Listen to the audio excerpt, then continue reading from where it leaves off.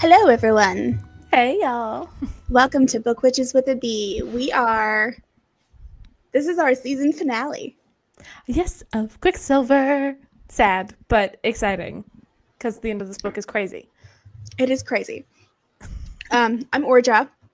Oh, I'm Colleen. I don't think we've done that in a few episodes. It's been a while. We assume you know who we are by now. Our names are on the screen And if you can see us also. they are. So, and yeah, we're talking about Quicksilver chapters 40 through 45 today. Wow. And I have a lot to say about them. But yeah, it just like whoop, and then it just kind of like throws you right over the edge, and then it ends. Roller coaster. Yeah. So who's ready? That's what I've been Tornado roller coaster. Actually, pretty accurate description. Very much so. That was you. That was all you. That's what you called it last time. Okay, let's do this. Are we ready for a chapter recap?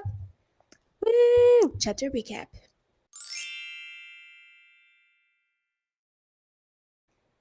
For the last time on this season.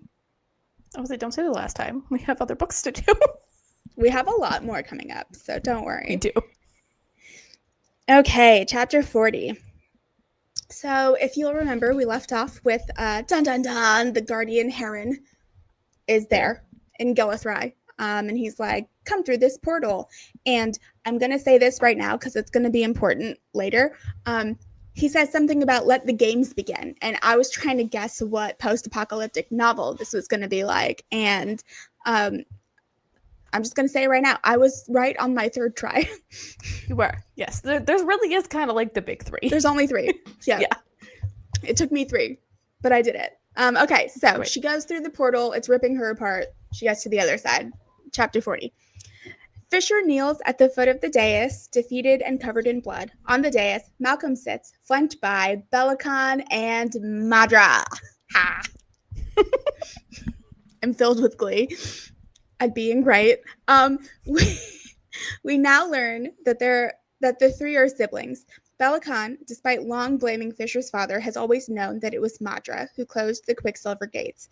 He has maintained the, quote, war to increase the numbers of Malcolm's undead army. Now that they are reunited, their power has grown.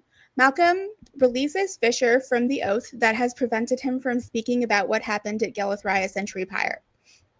The gathered undead killed at that battle scream at him. This is so good because we're going to have so much to discuss. Chapter 41. Fisher, wounded, struggles to his feet, then explains the events of the century before. As 20,000 vampires approached Gilithry, Fisher took Ren and the Lupo Proelia to Gilithry via Shadowgate. When they arrived, the horde was already massacring the people. Fisher sought Malcolm but found Belicon, who admitted to having murdered Fisher's mother. Belicon and Malcolm decide that a coin flip would decide whether Malcolm would leave the city undisturbed or destroy it. But when Belicon flipped the coin, Malcolm caught it. It never hit the ground, so the deal was never completed. Fisher, to stop the murdered Fae of Gilithry from joining Malcolm's horde, ordered the city closed and burned. Fisher was banned from speaking of the deal. Malcolm then built an elaborate labyrinth and hid a coin at the center. He filled the amphitheater with all the people Fisher had tried to save at Gilithry, leaving them eternally burning and tormented, hence Anarath Moore release us. Fisher's exile, the whole 110 years, man, was spent searching the labyrinth to find the coin so he could put it on the ground, end the suffering of the people of Gilithry, and challenge Malcolm anew. It took Fisher decades to find the middle, until 102 years, in fact, until the Quicksilver pool opened beneath the labyrinth and Fisher jumped through because he detected the sword Solace on the other side. After telling the story, Fisher quickly seizes Solace from Ceres and runs Belicon through. Chapter 42. Whew. Malcolm lunges at Fisher, but Lorith raises his silver sword, burning Malcolm where he nicks him. Heron lunges at Ceres, who stabs him with a dagger in the gut. Madra doesn't join the fight. Ceres taunts Heron about serving Madra eternally before killing him. Fisher urges them to run for the labyrinth as Malcolm and Madra scream. They run through the obsidian maze, which has walls that move. They come across a massive half-fey spider, terrifying, that can't see or hear them but can detect movement. Once Ceres detects the Quicksilver at the labyrinth center to guide them, they slide against the walls to evade the spider. The walls move at an inopportune moment, leading the spider to chase them until Lorith kills it, though Fisher warns that it will soon reappear. The words used are respawn, which is terrifying to me. I'm very scared of spiders. Fair. Ceres follows the pull of the Quicksilver even as the maze walls shift to try to stop them. They arrive at the center of the maze, which is filled with coins that look exactly like the coin from Malcolm's bet with Bellicon. Malcolm and Madra appear over one of the piles of coins. Bellicon has recovered. The three must all be killed for any one of them to die. Fisher telepathically tells Ceres that only the true coin is silver. That the only true coin is silver, rather, as Malcolm could not stand on a pile of true silver without being burned. Carrion taunts the rulers, goading Malcolm into biting him before revealing himself as Carrion Dianthus. Ceres does not know what this means, though she can see Malcolm is injured. She races toward the call of the Quicksilver coin, which beckons her by name. The Quicksilver demands a small favor in exchange for revealing that it is inside the dead spider demon. She says aloud that Fisher is her mate, which causes her runes to flare as she reaches inside the demon and grabs the coin. Malcolm appears behind her. Chapter 43. Let's go. We're going. Malcolm tries to wrench the coin from her before she can get her hand out of the demon and stop it on the ground. The effects of the painkiller wane as Ceres struggles. Even though Malcolm's strength is clearly diminished, he seizes the coin, throws her against a wall, and points to the runes on her hands, which indicate that she can work with many elements, not just Quicksilver. Malcolm is jealous that Fisher has drunk Ceres' blood. Ceres stabs him. Malcolm, outraged, uses his supernatural strength to punch into Ceres' torso. Ceres reveals that stabbing him was a distraction to seize the leather pouch that holds Bellicon's coin. She flips it so it lands. The trapped souls from Gillithry are finally freed. Ceres uses her last strength to grab Solace and use it to decapitate a distracted Malcolm. His head bursts into flames as the sword's power ricochets, destroying the amphitheater. Fisher speaks telepathically to Ceres, but she is too disoriented to direct him to her location.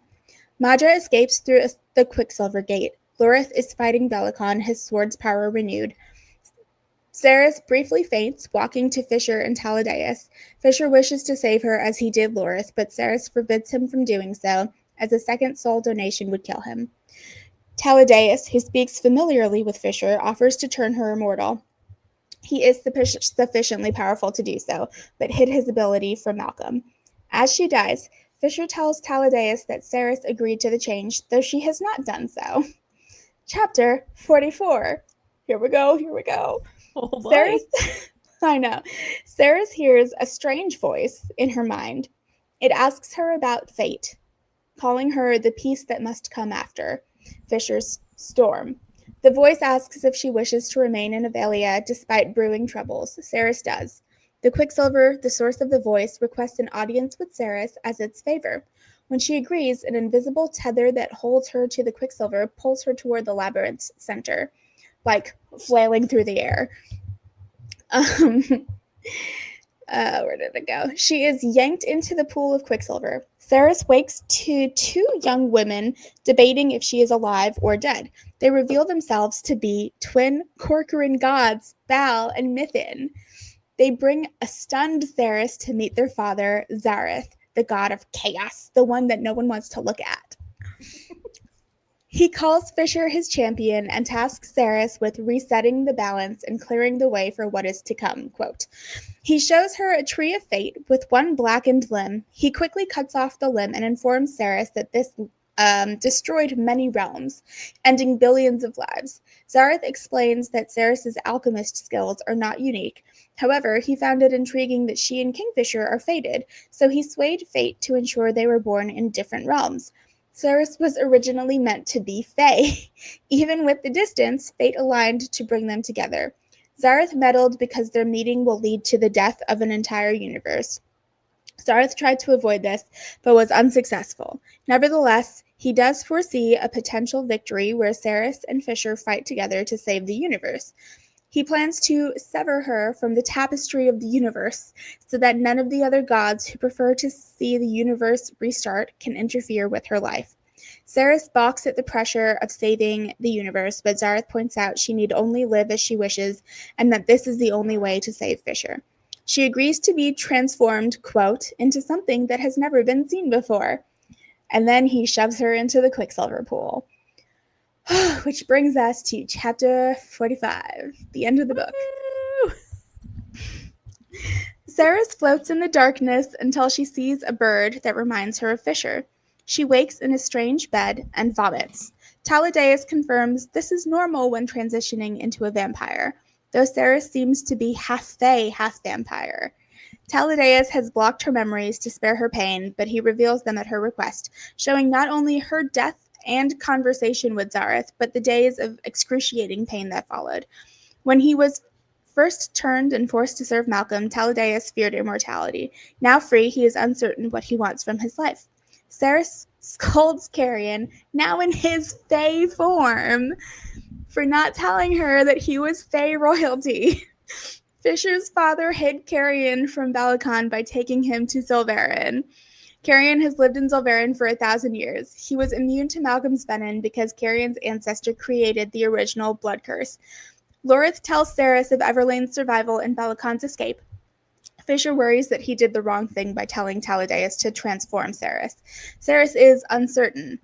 Telena and Ishabal, I think it's Ishabal, the witch, Right. half-witch, have discovered a way to remove the Quicksilver from Fisher. It will take time, but will alleviate his symptoms. Ceres, as the person who killed Malcolm, is to become the Queen of Satisrath in like 2 days. The end. The end. That's how it ends. Yeah. I told you a lot happened in the last 70 pages. It's like every single one of those chapters could be an episode. Oh, 100%. Yeah, when you're like, yeah, we could. I was like, we can, but it's gonna be a lot. Which is fine. It's gonna be a marathon. Who's ready? Okay. We can get through it. But I was like, that's why when you said it, I was like, ah. But yeah, we definitely can. Well, because I've read Sarah J. Maas books. We could do the last 5 chapters, the last 100 pages in an episode, easy. This is like 5 times that amount of content. Yes, we still can, but we probably won't go as in depth as maybe we have in other areas, which is okay. But yeah, no, Callie Hart very much in a way that built.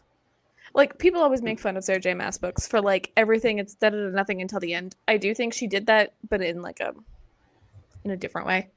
A lot happened in between there, but it really, you think you kind of know the path. You're like, we are here, and then it goes, full. Yeah. And then the tornado comes, as we've talked about. Yep. The ending where she's just, like, gonna be queen of Sinisroth. No, the vampires. Yeah, casual. She's a half vampire, half fae. Also, she's not human anymore. She's a half fae, half vampire now. Yeah, casual. No one's ever been that. Yeah. Yeah. So, shall we go to section superlatives? I think that we should do this chapter by chapter. Okay, fair. Okay. That's a lot.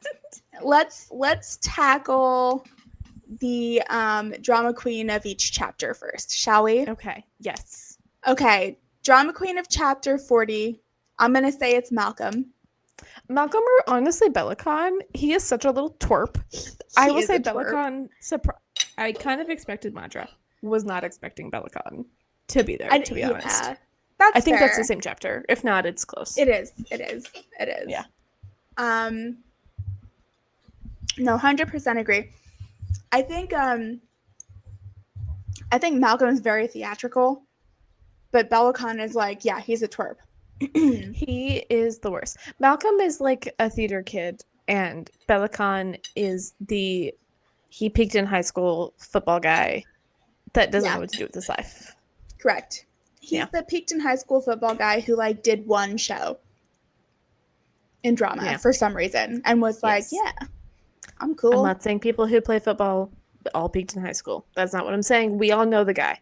We know the guy. We all know one. Yeah, we do all know one. And what would you say the craziest thing to happen in chapter 40 is?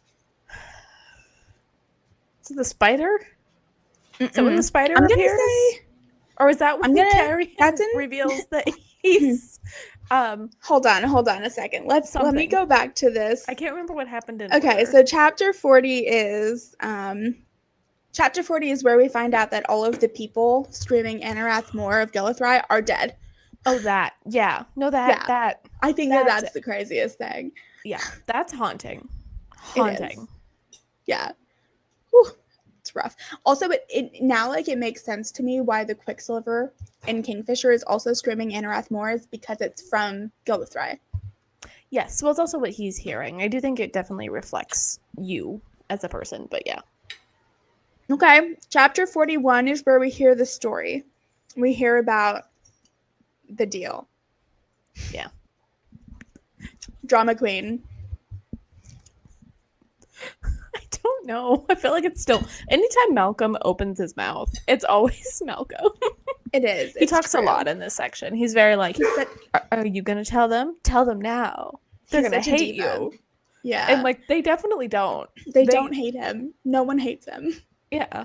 I also don't even think Kingfisher assumed they would hate him. He literally just couldn't tell them. Like, I think he would have told them immediately if he was able to. I think so too. Yeah. Malcolm is not very bright. Weirdly. For like a big bad. Like, he's twisted, but he's not that bright. Yeah. He's also like, it doesn't touch upon it in the summary, but he's like quite literally obsessed with Kingfisher. The reason he calls him my love, he is in love with him in an extremely toxic and obsessive way. So that Kingfisher does not reciprocate. Yes. Yes. So I do think that the smartness is clouded. Maybe his judgment's a little clouded. Maybe. That's fair. We've all been obsessed with someone and assumed that they were great until that obsession goes away and you're like, oh.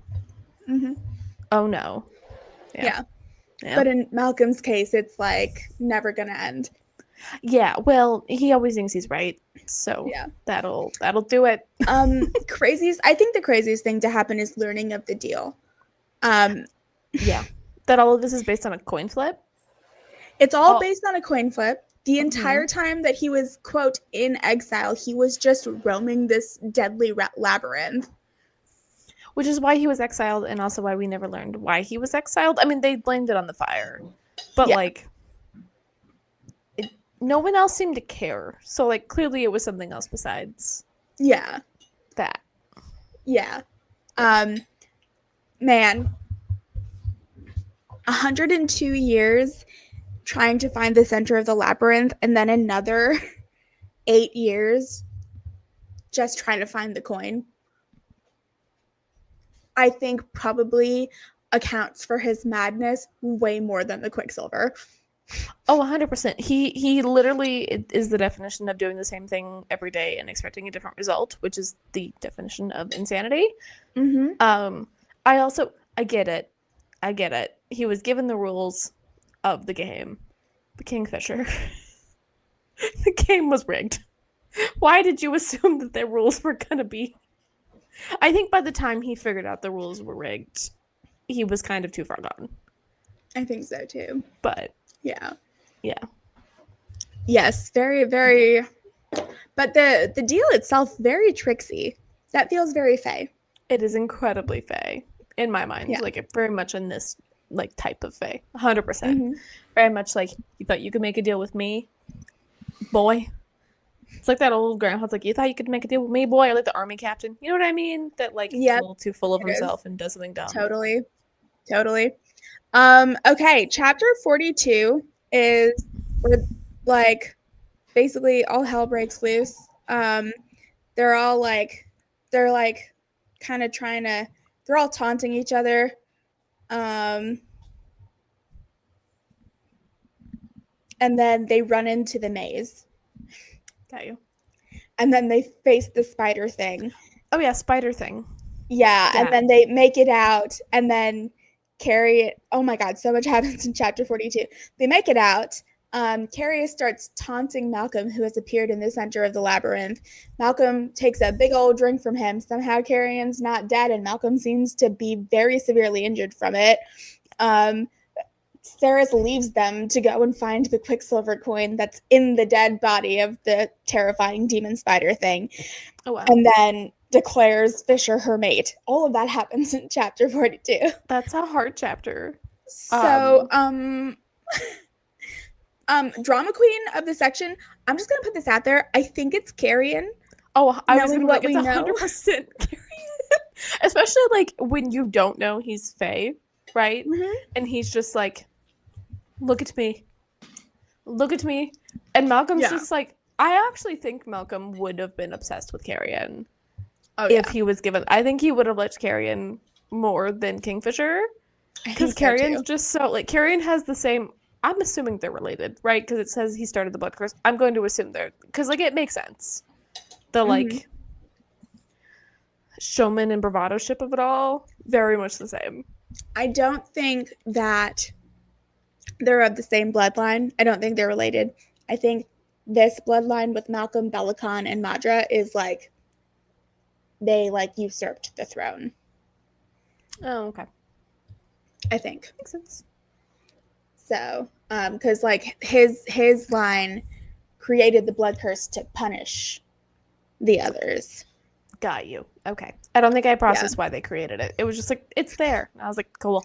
I was just excited that Carrion was a Fae Prince. That's really all that mattered to me. It was meant as a punishment, but then people like Malcolm were like, this is a gift. So technically we don't find out. Technically we don't totally know that Carrion's a prince yet in this chapter. That's gonna be the craziest thing to happen in whatever chapter it happens in. Not even, so many crazy things happen. No, that was the craziest thing that happened for me in this book. 100%.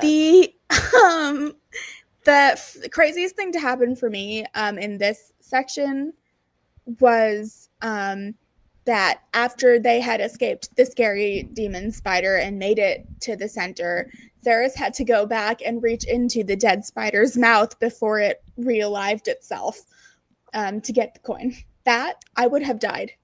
Straight up heart attack. That's fair. That's valid. I'm not afraid of spiders necessarily, unless they're big. Like, tarantulas give me a little bit of, like, ooh. Like, if they're just, like, a normal spider, totally fine. Cannot. Once it's I can't past watch normal size. the spider scene in Harry Potter. I can't watch the spider scene in Lord of the Rings. Reading about this spider made me want to vomit a little bit. Like, it's fair.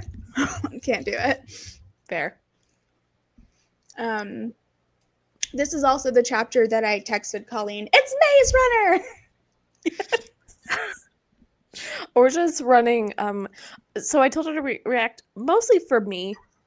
I was like, I just want to know because I know your reactions are going to be a lot, so I would like to know them, please. I think like my main takeaway is that I am so smart. I was so right about everything. It made me really happy because I usually don't theorize or guess correctly. I'm just like you, total read for the vibes girl. Yeah, but no, I don't pay attention. But yeah, for the podcast, I apparently had my detective glasses on. You are very smart. I do think it also, to give Callie Hart a little bit of her flowers, shows that Callie Hart wrote very well. Oh my God, genius. Like, she dropped those things. You wouldn't even notice half of these things if you weren't like, honestly, if you were reading this book for anything other than like a class on where you had to write a paper on it, I don't think you would be able to put 2 and 2 together on your own. When it's all revealed at the end, you're just like, the sheer like genius. What a masterpiece. No. Yeah. She's slowly becoming my favorite author. I love her. Yeah. I will say that. This is the only book I've read by her. But Brimstone, the second book, comes out in like 20 days. So. Yep. We'll see. I'm so ready. Me too. Chapter 43 is where she basically kills Malcolm, flips the coin, resets the deal, kills Malcolm, is basically killed in the process, and then Taladeus turns her. I'm gonna say Malcolm is still the drama queen in this section. Any scene Malcolm is in, outside of if Carrion is talking, he is the drama queen. He's so much, included with Madra and Belicon, who are both very... They're very dramatic. Dramatic. Yeah, that bloodline really should have just went into musical theater instead of ruling. I think they would have had a better life. So true. Craziest thing to happen. Gosh. I don't know. Her, like, the way that she killed Malcolm, I liked. It wasn't that I didn't expect it, but I was like, yeah. It was like how people cheer for, like, good things that happen in sports games. Yeah. I watch sports. I don't know why I said it that way. In, like, games. Yeah, no. I was definitely going, woohoo! Yeah, like, I was, like, actively cheering for her while this is all happening. Her turning into a vampire I wasn't expecting, but I don't know. It didn't feel, like, as surprising after everything else that had happened at this point. I agree. That's not the surprising thing. The surprising vampire thing comes not yet. Later. Yeah. The chapter 44 is just the gods. She's just talking to the god. Yeah. I mean, the drama queens are the twins. They're so funny. They are very funny. Like, they're definitely the Quicksilver, right? Like, they're the ones. They have to be. I guess it could be the dad some, too. Which I think is why we're getting the multiple voices. Yeah. It's the gods, I guess. But the gods I think it's the Quicksilver. It's mostly the twins, I feel like. They're the only ones that really want to meddle in human affairs, I feel like. But the twins are the one. No, all the gods want to meddle in human affairs. That's why he's cutting her from the tapestry. I meant, like, directly. Like, I think the other ones just want to, like, wipe it away. Like, they want to actually, like, interact with them, if that makes sense. The other ones are just like, I'm done. Like, they want to actually, like, be in the weeds. Yeah, I agree. Yeah. I agree. Yeah, craziest thing to happen was the whole chapter. Truly didn't expect it, but I do appreciate that gods were mentioned and something happened with them within the first book. Because sometimes that takes a while. Or they just never anything happens with them. Right, so. Or like it's literally just a lore drop that never comes back to amount to anything. Yeah, which is fine. I mean, I was really pulling for it to mean something, especially when we were introduced to the god binding, which we have to talk about in Deep Dive. Yeah. Yeah. And then chapter 45. The end of it all. I feel like it's a tie for me between craziest thing.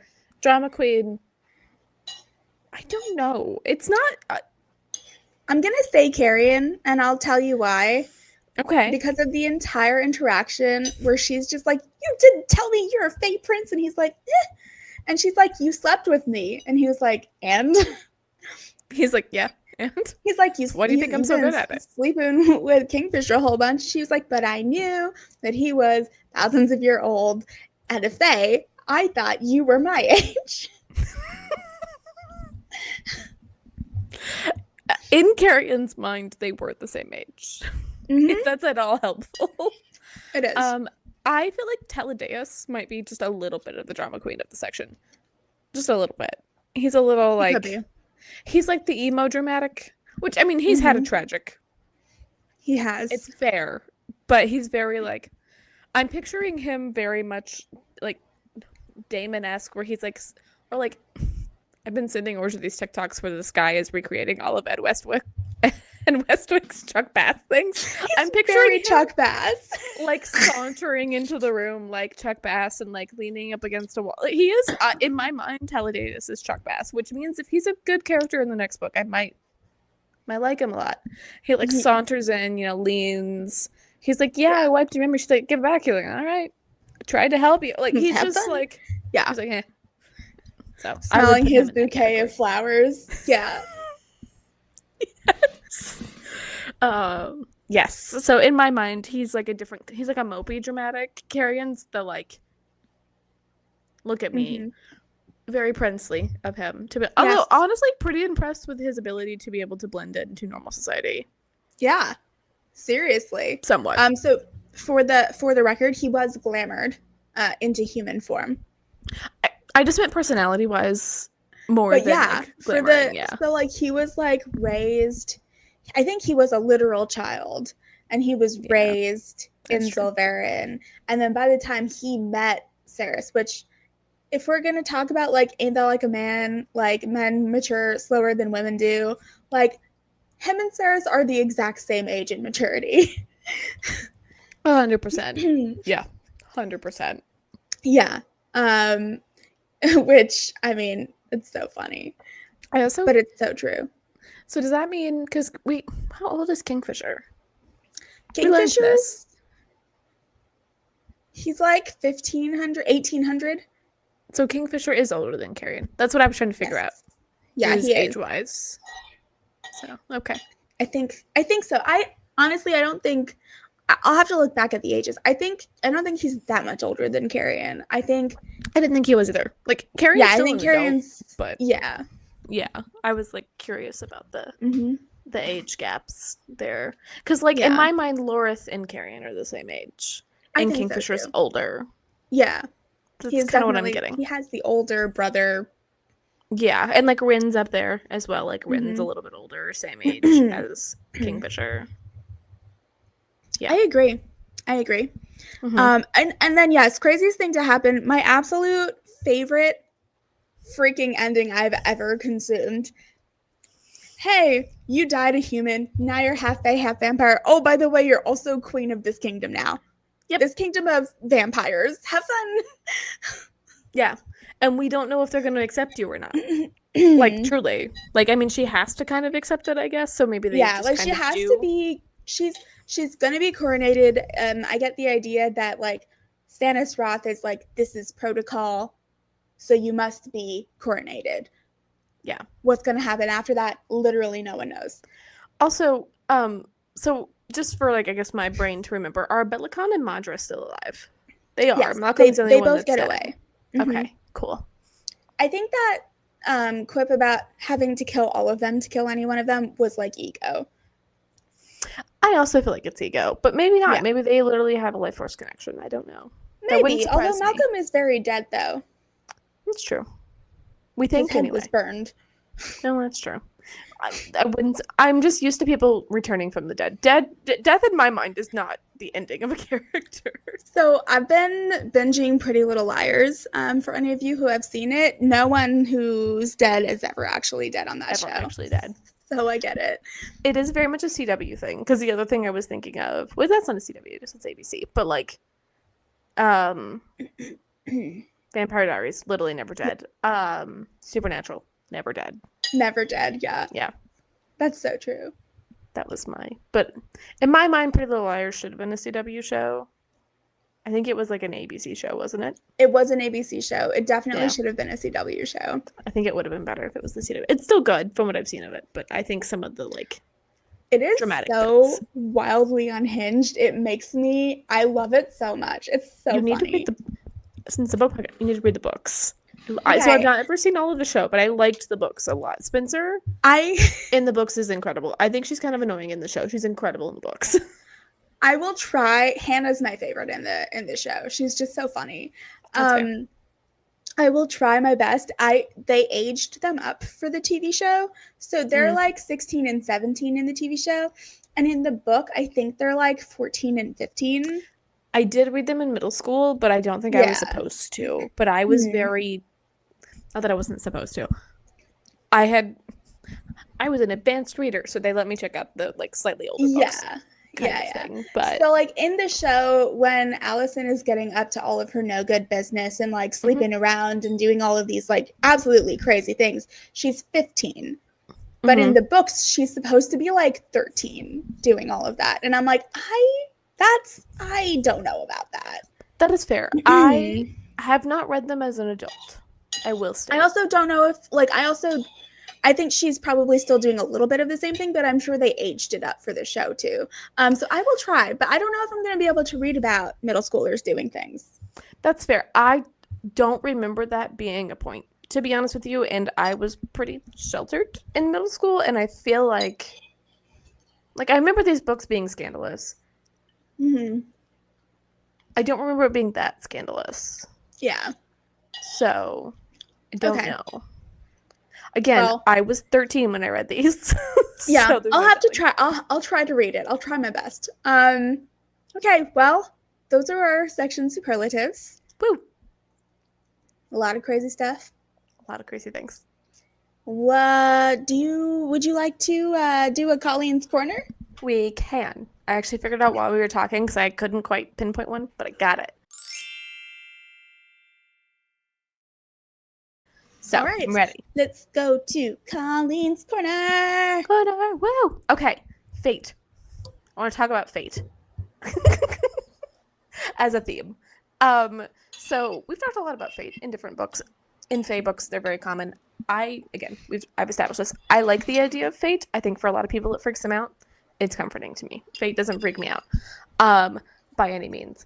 But I would like to compare fate in this book to like fated mates in ACOTAR, or like the concept of like there's even like kind of a sense of fate in Fourth Wing, but I feel like it's a little bit different. It's not as clearly defined, but there does seem to be this like, because there is oracles, there does seem to be like a fate thing that you can't undo almost. So anywho, I would like to compare the different versions of fate in other books, maybe not even ones that we've covered here, if you can think of other options as well. Those are just kind of the main ones that I can think of.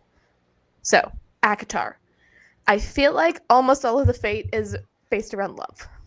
It's mostly fated mates. Not that that's a negative. There is an element of like the cauldron set forth this thing, but I feel like they're like outside of the love plot points, everything else is kind of more up to your choice and like what's going to happen. The gods seem distant. They're not like actively involved necessarily.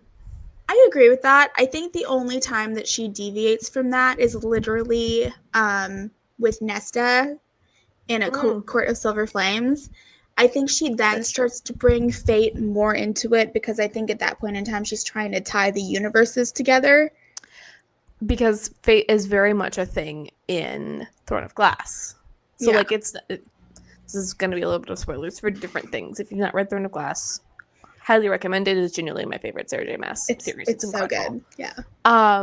But yeah, so that book very much has fate set forth, judging. It's like fate because your ancestors didn't do what they were supposed to do, which I think is an intriguing concept of fate and really good representation of generational trauma. But yes, so ACOTAR, mostly love. You are right with Nesta. I don't know why Nesta's book is one of those. I've read it twice. It's like I can't remember plot points. It's a long book. There's a lot that happens. It's the longest in the series. And then Fourth Wing, it depends on if you consider it fate or not. I do think they consider themselves like soulmates, which I think people also consider fated or whatever. Again, people don't like that term. Whatever. I like it. But there definitely seems to be like a sense of fate when you're reading it. Like, this has been fated into the stars. It's going to happen, especially with like Alaric having some sort of like future seeing power. Yes. Kind of thing in there. I think when you enter the world of Fourth Wing and you're just at Basgiath College in the first book and you don't really know any of the larger world or what's at play, I don't think fate plays very much of a role then. But as soon as you get into the world of like Venin exist, the power demands a balance, all of that stuff. Then with like the future seeing, and you have like, well, the main female Venin character is the nature's answer to Violet's mom's power. Like, I think that's where fate really comes in there. Like, and go ahead. Sorry. It's like fate because of choices, kind of similar to ACOTAR. It's like choices that were made has made this happen, which I think is almost, it doesn't seem to be the same thing as what's going on in Quicksilver. I don't think any of them outside of the gods have made choices for this to happen. It just is what happens. Like, regardless. I mean, even the like guy tried to interfere and make her human and they still found each other. Like, fate is like the ultimate power that like strings them together in this. Fate is like the deciding force for what story unfolds, I guess. Which I think is a very like traditional view of fate. I would say, like a less, which I like. It's a less like modern, like choices have consequences and therefore that's the fate of your life kind of thing. This is very much like a classic, like, no, this is since the beginning of the universe, this is the path that has been set before you. Yeah. And I do think that there's an element of, although they might not know that it's their fate to do so all the time, they are choosing to act as fate foretold they would. Like they are making decisions and doing things and facing the consequences because of their choices, but it's because fate set them on that path. I think I've used this analogy before.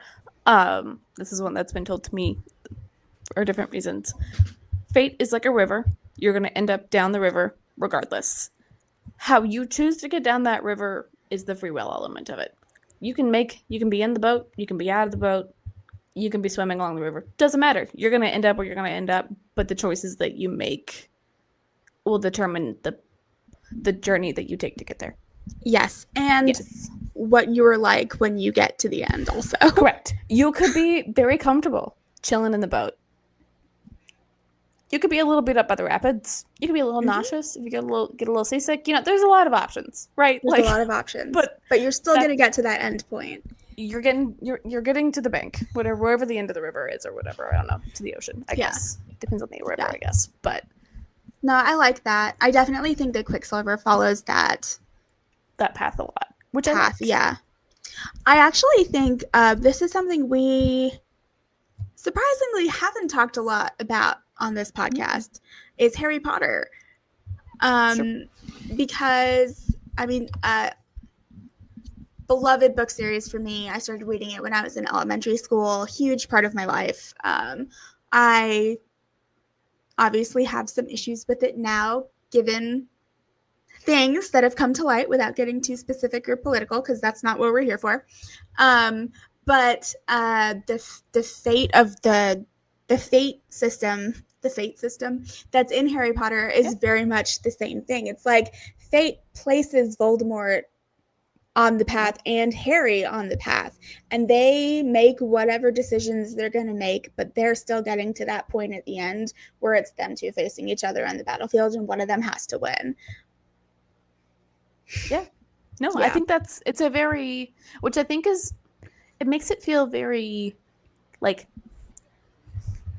epic or theory. I know I use Arthurian a lot, but this like, it's like a quest. It's that like Lord of the Rings, like we're set forth. Actually, Lord of the Rings is very much about fate. It is very much about fate. I was going to bring that one up next. Yeah. You're gonna put it in the.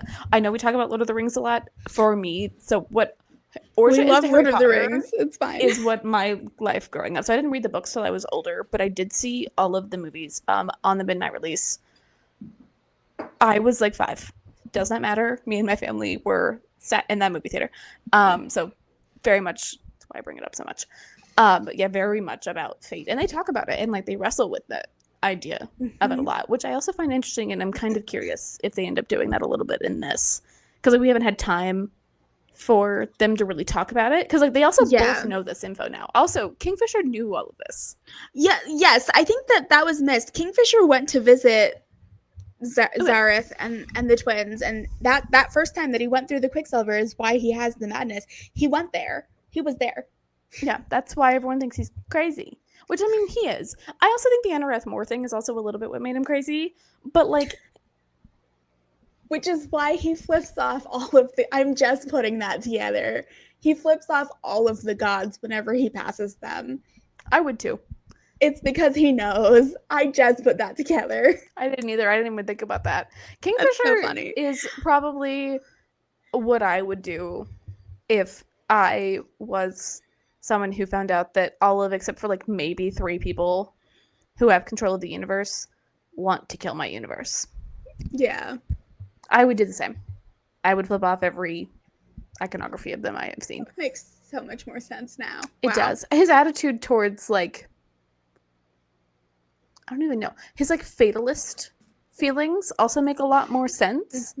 Because I'm actually curious if Zorath told him that there wasn't a way that their universe was going to implode, or if he's just like, yeah, no, you're all going to die. and never actually told him the other half of it because he didn't tell him that he'd separated his mate. So he didn't get the mate half of that conversation, right? Yeah. He just got the universe half destroying. I'm assuming. Like, he knew he had a fated mate, but, like, I don't know. I'm assuming that conversation had to have been different. It must have been. Because he didn't know about her. Was not expecting Ceres to be human. No.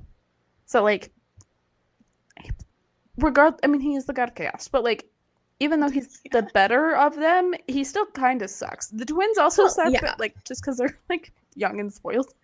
Yeah. Like, they're a little different, I think, in terms of their, like, intention behind it. I think they're just there to, like, I also love that they're like, Dad wouldn't give us Kingfisher because he's human. Like, we Dad wouldn't let us sleep with Kingfisher. What was it like? Because he's human. Like, if I was Ceres. Zareth? Ceres? That's why I was like, wait, I was going to say Zareth, and I was like, nope, Ceres. If I got back, I'd be like, so, like, I know you didn't sleep with them, but, like, what happened there? Yeah, like, tell me more. Like, what was this experience?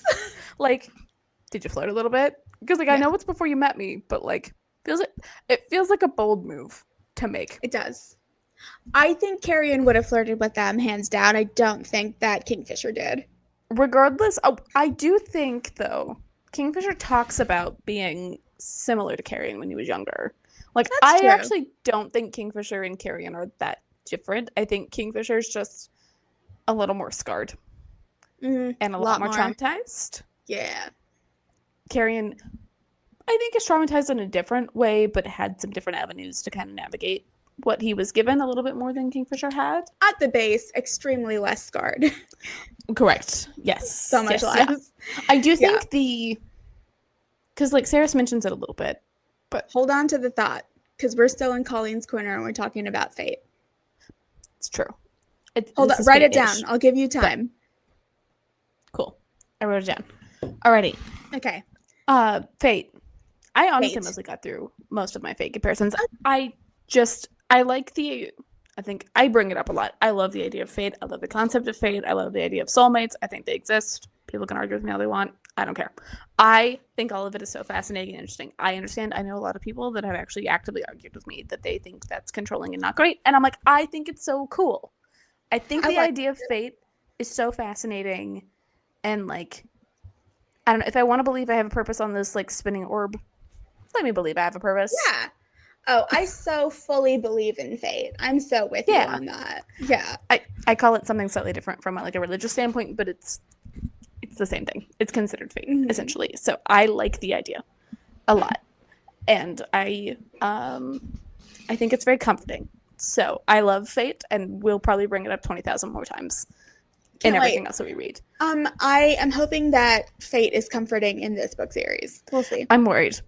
So I sent Orja, it is a spoiler, but we're talking about the end of this book. I sent Orja a thing that Callie Hart posted about Brimstone, which is one of the elements that she can control that Malcolm didn't go over that. It's one of the, like, elements he mentions. Mm-hmm. So excited. Oh gosh. Oh, and the whole thing of this Instagram post is, I think it's Kingfisher basically talking about how Carrion's gonna have to suffer and that he shouldn't have to do more than he wants. And it's an image of a man on fire. Yeah, it's very worrisome. Callie Hart, I'm looking at you. If you ever happen to see this, you probably can't listen to things that are related to your book, and that's fine. If you ever somehow see this, please don't. I will be upset in a way that I don't think I can recover from in this series. Yeah. Please don't do this to me. Don't do It'll this be to fine. Me. I like to think that maybe he's just talking about taking on the role of the rightful king, and how getting to the path where he has to, like, reset Avelia, take his throne back, reset Avelia. There's going to be some suffering along the way. I hope that's all. I'm worried. I hope so too. I'm totally convinced. The fact that he was on fire and coming out of what I think is literally brimstone, and that's the name of the book, I'm concerned. Maybe he has fire powers. Ooh, that would make sense with the red hair. I hope so. We're gonna go with that. We're gonna be all optimistic. I hope He's so. a redhead. As we know on this podcast, we classify all redhead characters as Lumiere, who is a candelabra fire. So, yes, we love a redhead. We do. So, we do. Okay. Well, anything else to add for your corner? No, that's all I got. I just wanted to make some Fate comparisons and just talk about it and kind of, because I think it's like, it's mentioned in this book, but I think it's like so much other things happen that I feel like it's not glossed over, but almost. So I just kind of wanted to pop it back out there. No, I love it. I love it. I love it so much. I love the kind of traditional sense of Fate that we're getting to. Yeah. Very much so. Yay. Yay. All right. Shall we go to deep dive? Deep dive. We have been recording for 54 minutes. Yeah. But let's just do it. It's going to be a long episode. We all knew this. Season finales are always long. They're always extra long. They in are. the traditional sense. So it's fine. Yeah. Deep dive. Let's do it. Whoa. Dive. Yeah. Let's go. Where do you want to start? I don't know. I know. Let's start with the maze. Can we talk about where else we've seen mazes with walls that move? Speaking of Harry Potter. Maze Runner. That's why I thought of Maze Runner. I've not read the books, but the movies, they move. Same. I started a book that I did not finish, but I don't know if they move. It's called Piranesi, and it's based on like the Greek, like the original Greek labyrinth. The labyrinth. Yeah, like the labyrinth, which I think is what all of these are based off of. Oh yeah. I didn't finish it because it was too like highbrow. I'm gonna be honest. It was really good writing. I was just like, it's too fancy for me. That's so funny. Yeah. Have you ever seen Labyrinth the movie with David Bowie? I've not actually. It like made my mom wasn't that into it, and it like when I got old enough to like want to watch it, I don't get like spooked out easily necessarily, but something about it I was just like, I don't think this movie's for me. But it probably is. I like kind of quirky, spooky things. Yeah. To a point. I've never seen it either, but it is named after a labyrinth. Which, I mean, that's essentially what she doesn't call it a labyrinth, but that's what this maze. Not all mazes are labyrinths, but this one definitely is a labyrinth. Yeah, there's a thing at the center. There's a thing at the center, and it's got like, it's very Greek. It's Greek. It is. It has creatures. The labyrinth, I feel like with the Minotaur, it's Greek. Okay, my brain said Greek, but I was like, it could be Roman. I know more about Greek mythology, but sometimes they blur into one thing for me. But yes, they have like these creatures that they have to defeat and move through. Which I get that it is a terrifying spider monster, but the fact that it is basically only one creature is kind of funny. It is kind of funny, but that there are two other holding areas. Yeah. Oh, that we just never go into. We just don't go into. They just managed to escape it because she's following the Quicksilver. That's true. So we don't have to worry about it. That's fair. Yeah. Because I was like, Malcolm. It's a combo of like Malcolm, you're not creative, and two, like Kingfisher. It's only one guy. Yeah. It's scary guy. Scary. So, like, it's only one guy. Come on. Mm-hmm. Yeah. The walls move. They do. So, as they should in any proper magical labyrinth, they should move. Otherwise, what's the point in being trapped in one? Because then you could just memorize it. Yes. Yep. Although honestly, I'm really bad in mazes. I probably would never memorize it. Same. I'm so bad. My sense of direction is horrid. I think that the so like in the Harry Potter books, in the Goblet of Fire, when he's in the maze, he faces a sphinx that he has to answer riddles to get past. There's werewolves in there. There's walls that suddenly shut on you unless you escape them. You get eaten. Yeah, you get eaten by the maze. And there's like all of these sorts of like creatures. In the Maze Runner, there's only one type of creature. It's that scary spider monster. It's also like a spider zombie, isn't it? No, it's the worst. It's a lot. Yeah. Yeah. And they're also human in that. Yes, they have no magic. Yeah. They're just a couple of teenage boys. That they Lord of the Flies did. Yeah. Bless them. Yeah. Yep. And then we have this one. I like this version of a labyrinth. It feels very epic and like creepy.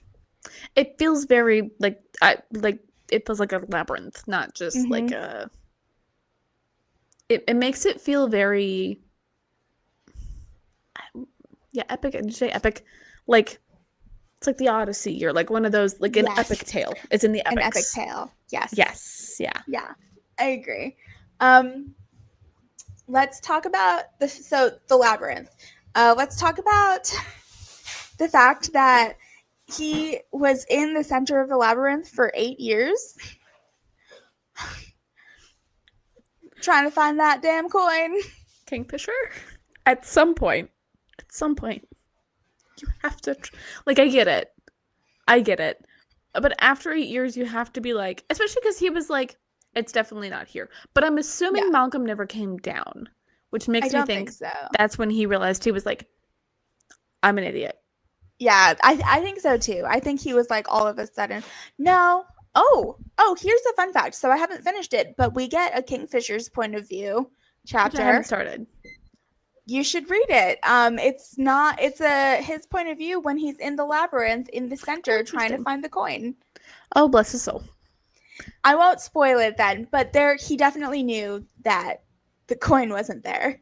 Definitely knew it. Okay. I think that he just at that point in time had been in the maze for 102 years and just literally couldn't think of what else to do. It's also an element of like playing into what Malcolm wanted, I'm sure. Yeah. As well. Yeah. But yeah.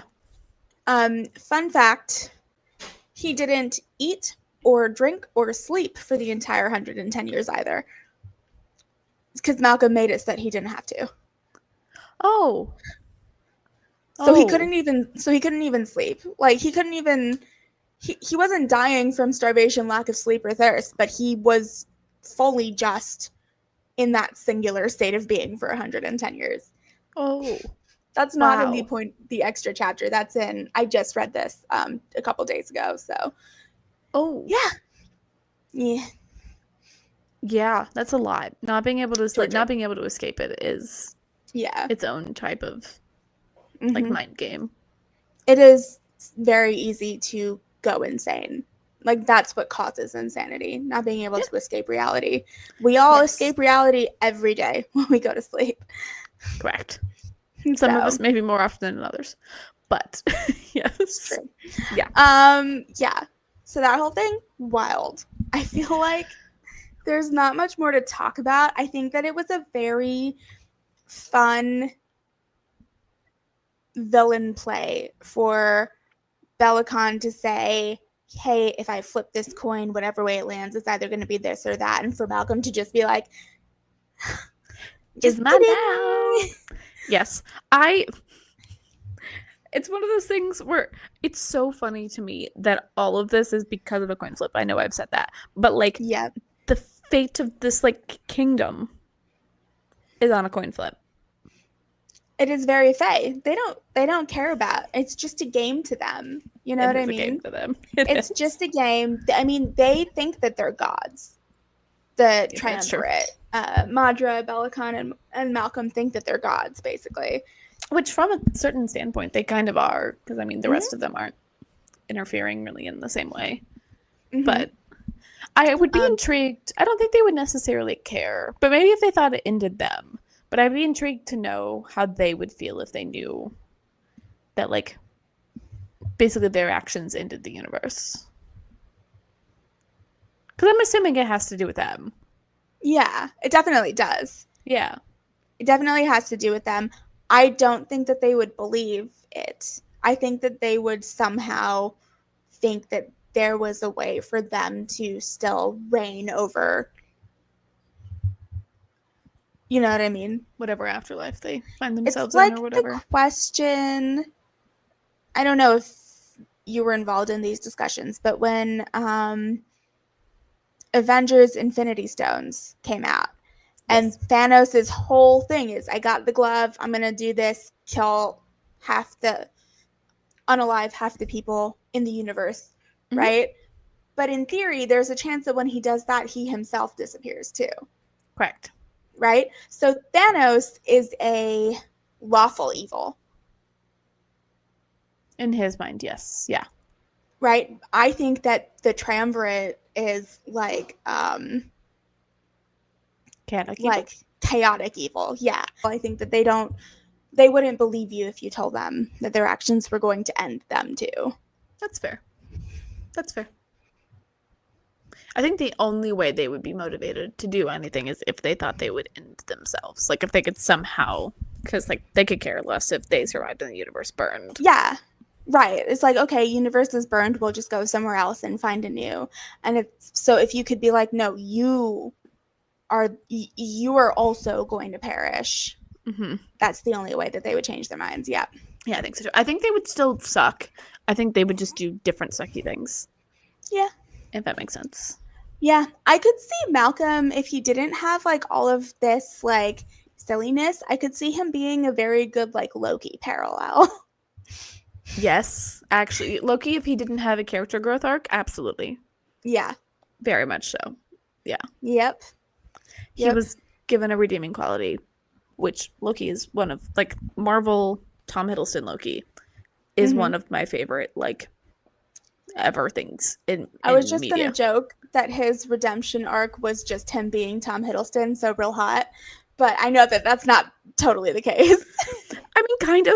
Tom Hiddleston is incredible and my number one celebrity crush forever. We're not gonna explain how much so, but Origin knows how much. So I sure do. So I adore him deeply, have always adored him. And I will state I do like Tom Hiddleston, but I also more specifically like Tom Hiddleston as Loki. Like Tom Hiddleston is great, but if I like the version of him that I want is Tom Hiddleston is Loki as Loki. Yeah. Yes, yeah. I don't disagree. Yeah, I do not.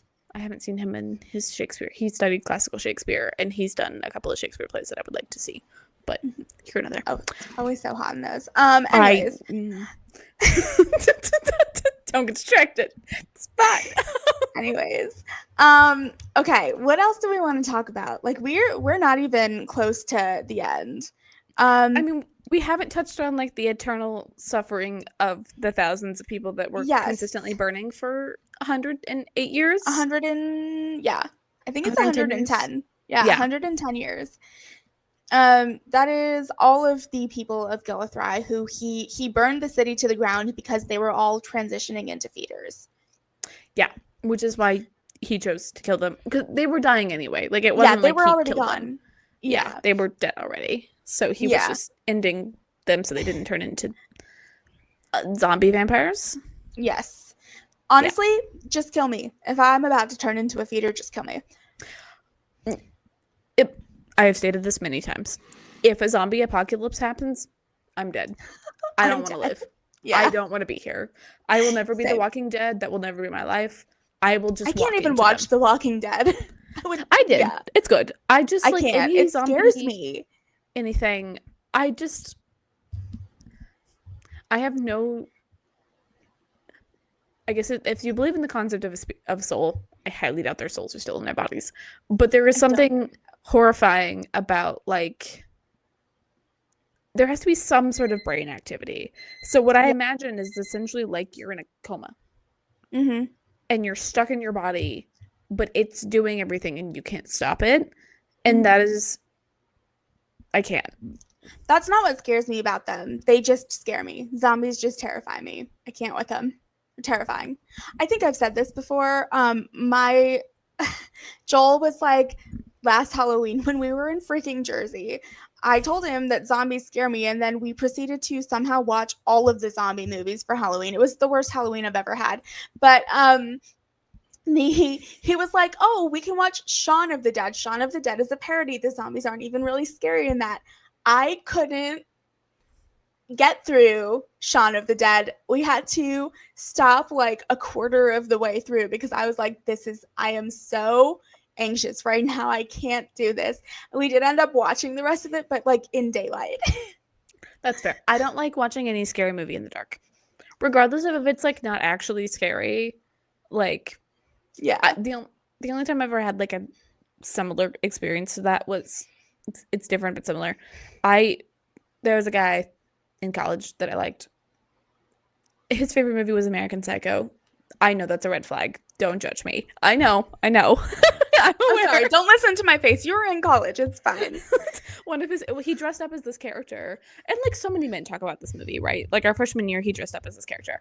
And I was like, you know what? I'm intrigued. Like, and I knew the whole point of it is the person was like a serial killer like type person. Yes. Mm-hmm.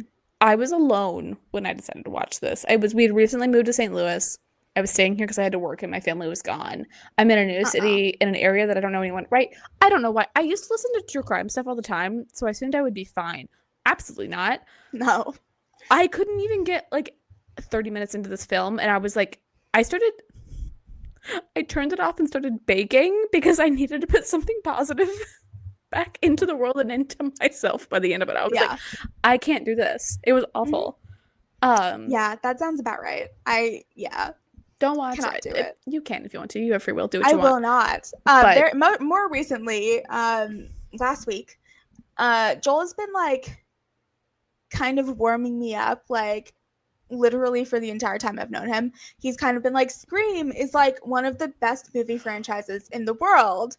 Like, and I'm like, the Boy Meets World Scream parody episode terrified me until I was like graduated college. Like until I was like a full adult. Terrified me. I don't think I can watch Scream. He keeps on being like, but it's funny, like it's comedy horror, it's done so well. And I'm just like, every year I'm like, you can never leave me alone. If I watch Scream, I will never be able to be in a house by myself ever again. Not in the nighttime. Literally never again. Like, you don't understand. And like, finally, last weekend, I'm like, he's like, come on, let's watch Scream. I'm like, okay. And like, mind you, I'm the type of person, please don't judge me. I have read the plot of a lot of popular horror films because people like to talk about them and I like to be a part of the conversation. It was when I was in college. I wanted to participate in the conversations without having to actually consume it. So I like, and then Scream is not one that I've read the plot of because even just knowing what it's about scares me enough. Like, you know, so I knew, spoiler alert, if you haven't seen the first Scream, Drew Barrymore dies in the first like 10 minutes of the movie.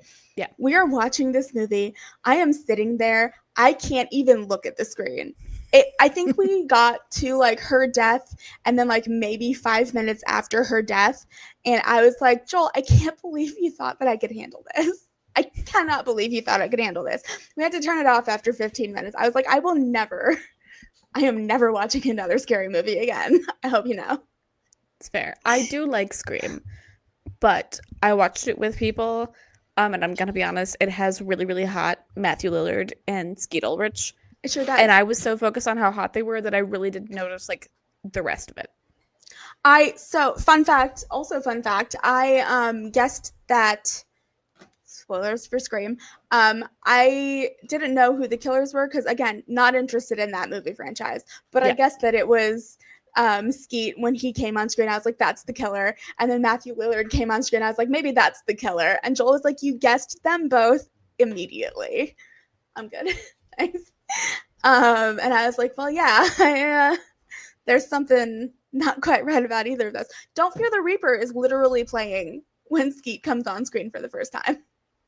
They're so hot in that movie. I know I've shown you the picture of him like licking the blood off of his body. It's a very famous photo from that film, and it makes me like uncomfortable how hot it is. It's one that's what makes me like vampires. It's fine. That's true. That is true. I do love a vampire. Anyways, bringing it back. So I know that last week was our Halloween episode, but we are actually shooting this the day before Halloween. So scary things are on the mind. If you couldn't tell by my light up witch hat that I finally put up. Oh, cute. I am technically wearing trick or treat earrings and nice Halloween bracelets. Very But that was nice. just what I would have worked today. But yes, so the 20,000 burning alive, Terrifying, tortured souls that are screaming, "Release us." It's For one of 110 those years. things. It's one of the more horrifying things I've read in a book that's not a horror book. Yeah. Like it's like you have to have like a particular like lack of humanity for that just to be, which I'm assuming there's like an element of like them not really being aware, but we don't know. That's how I just like we don't know, yeah. fight in my brain. But like there's children in this. Like this It's isn't 20,000. It's the population of a town. It's not just like warriors. It's adults. It's grandparents, old, elderly. Like the I don't know, devastation of that is I don't know. It's something that I just kind of like had to gloss over in the book because if I let myself think about it too much, it makes me upset. I know it's a fictional world, but any kind of like that particular type of suffering, it makes my stomach turn. I think it's important to note that like Callie Hart wrapped up a romantasy. She wrapped this book up in romantasy wrapping paper, but it's like truly an epic fantasy. It has all of the high stakes of a truly epic fantasy. I think it is actually an epic fantasy that just happens to have a love plot. To be honest with you, and I think it will get further into that. I think it's just written by a woman, so we consider it romantasy. To be honest with you, I agree to an extent. Many of the epic fantasies that I've read prior to the bloom of romantasy didn't have multiple extremely explicit sex scenes in them. That is fair. That's fair. Yeah. In a traditional sense, they're not there. Yes. But, yes. Yeah. But I can honestly say this. I could do without the explicit sex scenes for a little while. I've had too much of that. But this book was, it's what I think will one day be considered literature. It's really well constructed. She did a good job with, like, I can't think of a plot hole. I'm not great at finding them, but I can't like think of any sort of think of one major plot hole that was missed. We read a book somewhat recently for our book club that I'm not going to say it because it feels mean, but we did spend like half of the book club talking about all of the plot holes. Wait, which book was it? When the moon hatch rises. Oh, right. That's right. Yeah. That's right. I've literally already forgotten. Yes, I'll cut that out. But yeah. That's fine. I don't want to sound like we're bashing anything. It was it's a good book. It's a really fun book.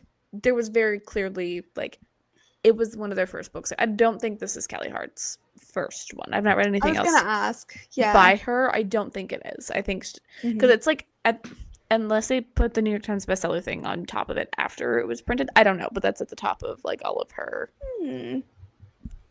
Because this one definitely would be, I think. But yeah, for sure.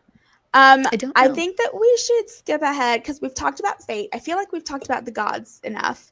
Yeah, no, we kind of got through that. Spent a great deal of time on the maze and the zombies. Let's talk about Taladeus and the vampires. The new vampire queen. Which I think we're also learning. So, like, there's feeders. And then there's, like, Taladeus, which is vampires. I do think those are different. Yes, I do think they're different. I think it's similar to bringing it back to Lord of the Rings. I'm talking about the movie. The Uruk-hai, who were created by Saruman, are kind of like these intelligent ruling class of the orcs, and then the orcs and the goblins are like the grunts. Yes. Very much less intelligent, just follow orders. Some of them are kind of mindless. Like, I think that that's what we're dealing with. Like, we have the vampires who are fae, but they're vampires. They were turned into vampires. And then you have, like, the feeders who are their, like, zombie children. Yes. Which I think is interesting. All I'm picturing is her, like, being crowned. And her just, because, like, in my mind, vampires have to be hot. Like, I know that's not the original.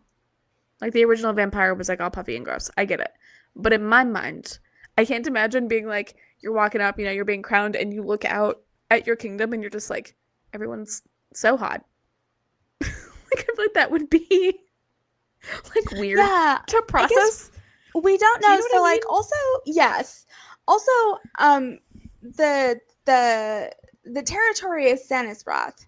The Sanisrothians are the vampires and the whatevers. So like, I want to know how many more vampire Sanisrothians are there, right? Because the bulk of their population is the feeders that we've seen. Yeah, we don't really know. We've seen. Yeah, like we've only been able to see the like ugly side of it because that's what Malcolm wanted us to see. Mm-hmm. But like, I don't think Malcolm's the only one. Not Malcolm. No, Tallydeus is the only one. Mm-hmm. And like, because they even talk about like they know what enthralling is. They kind of know. Right. Like, there have to be more vampires that chose not to break the curse on themselves. We just haven't seen any of them. Mm-hmm. And she is now their queen. I cannot wait to see how Callie Hart does vampire politics. Vampire politics, specifically when her sire is not like... Because, like, the sire can control their sirelings or whatever. That's what Malcolm did. And, like, Tallydeus does seem, like, inherently good in theory. But he seems to be a good guy. He did not enjoy being enslaved to Malcolm. No. But sometimes people who are enslaved enslave others. So I'm kind of intrigued to see if that ends up happening. I don't think he will. But the temptation is there, I would It's there. This is where I texted Colleen because, like, I don't know why. I think Tallydeus is super hot. It's the Chuck Bass thing. It's the Chuck Bass thing. And in my mind, he is Ed Westwick. At this point in time, Saris has also claimed Kingfisher as her mate. She's fully god-binded to Kingfisher. She's sort of died, gone to visit Zareth and the twins, come back as a half fae, half vampire, still god-binded to Fisher. Yeah. But, like, Tallydeus is, like, I don't know, he's being kind of flirty with her. I think it's inherent in being a vampire. Like, I don't, outside of Edward Cullen, God bless, he could not flirt to save his life. But I feel like there's an inherent, like, flirtiness that comes with vampirism. I don't know why. But there's something about it. They're supposed to be very alluring and seductive. That's what draws their victims in. It's because they're predators. That's true. Valid. But so I like literally texted Colleen. I was like, is there gonna be like a love triangle? Like, what is happening with this? I kind of hope so, to a point. I kind of hope so too. Which I'm not. I do love a love triangle though, but the issue is usually like picking for me sometimes. I guess it could be a why choose, but I don't think that's what this is gonna be necessarily. I think her and Kingfisher are pretty solid, but I do want someone for Tallydeus. It could be Elaine, actually. That would honestly, I feel like that would work really well. Elaine, Everlane. I was like, I know it's not Elaine, but I was like, I don't know what her name is. I was close. Ren and Tallydeus. That one. That's a love triangle. That's a good one. That would be intriguing. But it's not the main character. That would be a nice why choose too. I don't think Ren would like to share, but I would. I don't think so either. I think Tallydeus would be fine. But I don't think Ren would like it. Also, like, okay, so the vampires, the intriguing love triangles that could be the seductiveness, the politics, whatever. Carrion Swift.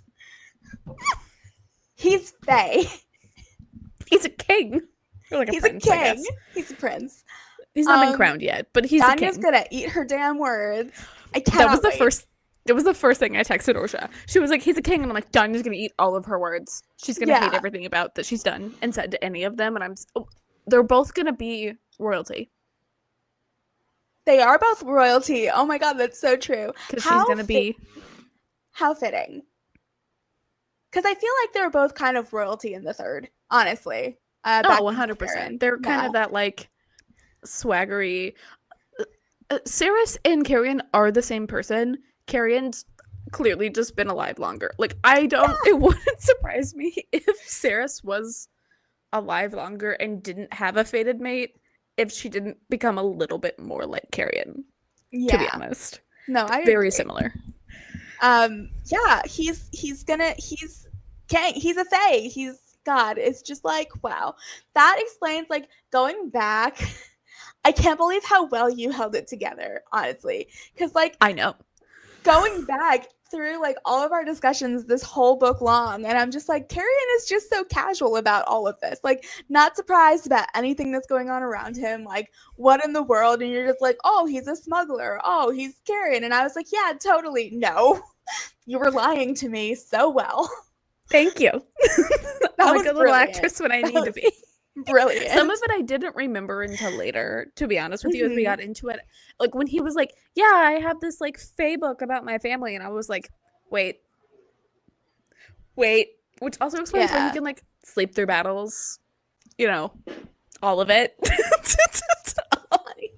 Oh, okay. So the thing that I wrote down, that was, like, a different type of trauma, but I do think is, and she does mention this to Carrion, he grew up as an immortal in a mortal world. So he saw multiple people, because Carrion clearly cares for people pretty deeply. I think that's pretty apparent. Like, he cares for Saris. I don't think they're that close of friends, to be honest with you. Like, I think, so he's watched multiple generations of what he considers his family grow up and die. Yeah. Like, everyone he has ever loved, including his own family, he was stripped away from his world as a child, plopped into the mortal world, told to figure it out. Basically, we still don't know what happened to Fisher's dad. I guess, did Madra kill him? Is that what happened? I'm not sure. We're assuming. Actually. We don't really know. Probably. But yeah, we don't know. I don't remember if we know exactly or not. My assumption is... I don't think so, actually, because if Madra knew that Carrion was there, and he was who he was, because she doesn't know who he is when he... That's true. I guess I just assumed his dad, like, dropped him off and was like, hide, and, like, left to go do something. I don't really know, to be honest with you. We don't know what happened to Kingfisher's dad, but was, like, dropped off, and it just has to figure it out. Yeah. Like, that's a different, it's not the same type of trauma, but that's its own form of trauma. Yes, it is very traumatic. Like, that's so sad. Yeah. Like, I don't know, especially also, like, having to be in the third and, like, seeing all of that and seeing the changes of that, because, like, I'm assuming it wasn't always that way. It wasn't always that way. It was no, it wasn't. It was, like, in Saris's grandparents' generation, I think, because it was, like, a decent place to live at one point. It wasn't great, but it wasn't, top tier, but it was fine. And then, like, watching this, like, area that I think he clearly loved, or he would have just left, he could have left, kind of thing, like, crumble around him and do all of these things. I don't know. I think it makes him a lot more complex, which is what I was hinting at for a while. But I think he's a lot more complex than just the, like, hot swaggery, like the devil may care, hot guy. Yes. Yeah. Very. I know I bring up Jack Sparrow a lot, but I truly think Jack Sparrow was a good foil for it. Foil? Yeah, that's the right word. Good comparison. Yes. Yeah. No, I love it. I'm very excited to see what happens next. This was one hell of a book. This was really fun. It's one of my favorites, which I think I said at the beginning of this. I was like, you're gonna love it. It's such a good book. It's frustrating in the beginning. It is. Oh, God, is it frustrating in the beginning? I just want to take their heads and bash them together. God. Where we started to hear two different books. Very different. But in very much, like, it's not jarring. Like, it makes sense. Like in an ACOTAR way, where, like, you're reading one book and then all of a sudden it's very much not that book. This book grows. It gets you there. It's a long book. Like, I don't think, like, because I've seen it in stores, but, like, I listened to it or read it. But, like, actually seeing it's a chunky book. Yeah, it's a big book. Yeah. Mm-hmm. Yeah. Yeah. Well, I guess finishing thoughts and then what's next? Yes. Callie Hart, thank you so much for writing this book. Callie Hart, you're incredible. Yeah. Incredible. So good. I am so glad that the first time I read this was for the podcast, because I feel like I got so much out of this book. And reading a book for the first time and forcing yourself to only read chunks at a time changes the experience so much. I honestly can't imagine. Oh, I mean, I will soon. But yeah. No, it I was can really, imagine. really enjoyable though. Yeah, no, she's such a good author. And like she writes character growth, character arcs. We didn't really get into that. Callie Hart, your character arcs are incredible. Yeah. Because that's why I was so vehemently like, what happened at the beginning of this book? Because I remember loving Saris so much by the end of this book and who she becomes. Yeah, she grows immensely. Going back to read the beginning, I'm like, what is happening? Like, I don't remember any of this. Like, I completely forgot the beginning because the end was just so great. Well, yeah, the ending was incredible. I have questions about what's going to happen next because Hayden and Elroy are still in Zilverin. In theory, Madra went back to Zilverin through this Quicksilver gate. Mm-hmm. We don't know what's going to happen with all of that. There's things that have been set in place. The last 5 chapters are like this whole book. You're like building a very intricate pattern out of dominoes. And then chapter 40, you knock one over. And by chapter 45, you're like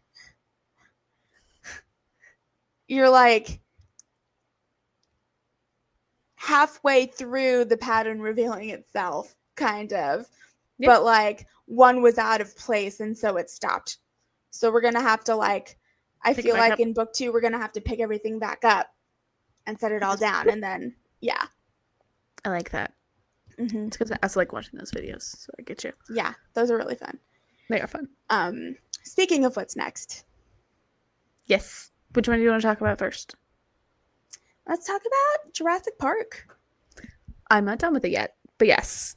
We're going to do Jurassic Park, which I'm actually very excited about. I'm like I got distracted by watching Survivor recently and decided to binge it, so I haven't gotten all the way through the book yet. But we are going to be talking about Jurassic Park. We're going to be shooting the episode at the Barrel House I'm so excited. In Ellis, I think it's in Baldwin. And maybe it's like the Baldwin Ellisville area. And right off Clayton. And we're going to be bottling our very own Book Witches with the Bee whiskey before we shoot the episode. And apparently we're going to be a little tipsy for the episode, so get ready. I have a feeling we might be more than a little tipsy for barely. It's going to be more than a little. You might need a but DD. That's fine. It's fine. Our friend Frank is going to join us because Jurassic Park is one of his favorite books. It is written by a man, so we're having a man on to discuss it. We are diversifying. Which I think is good. I'm actually excited. So the episodes that Frank has been on, I feel like maybe this is intentional on his part, have been episodes that I haven't been in. So I guess it's only the one. So it'll be the first time that Frank and I are in an episode together. I guess technically his mini guest appearance in that one, our phone a friend, was also Frank. But so yes, if you have read Jurassic Park, if you've seen the movie, I think we're gonna have to talk about the movie a little bit as well. Yeah. We're going to be recording that in in about a week and a half. So we'll be putting details for when we're posting that shortly. It'll probably be in 2 weeks. And then after that, season 6 of our podcast. We're going to be reading The Phoenix King by Aparna Verma. I'm so excited. She is an Indian author, which I'm excited. Again, we're diversifying. Look at us. We're diverse. It's kind of like a sci-fi dystopian fantasy. Love all of that. Yeah. So stay tuned. We'll be posting about all of this stuff. Thanks for listening. If you've been on this journey with us, if you know someone who you think would be interested, make them listen to us too. Yes, and if this is your first series, which if it is, great. We have a lot of others. Some of them we talked about. Fourth Wing. We've done that one. We've done Smackatar. We've done like a murder mystery author duology, which we like to do more of those. We have like a backlog you can go watch and join us for more. Join us for more. Thanks, everyone. Thanks, y'all. Bye. Bye. All right. Yay. And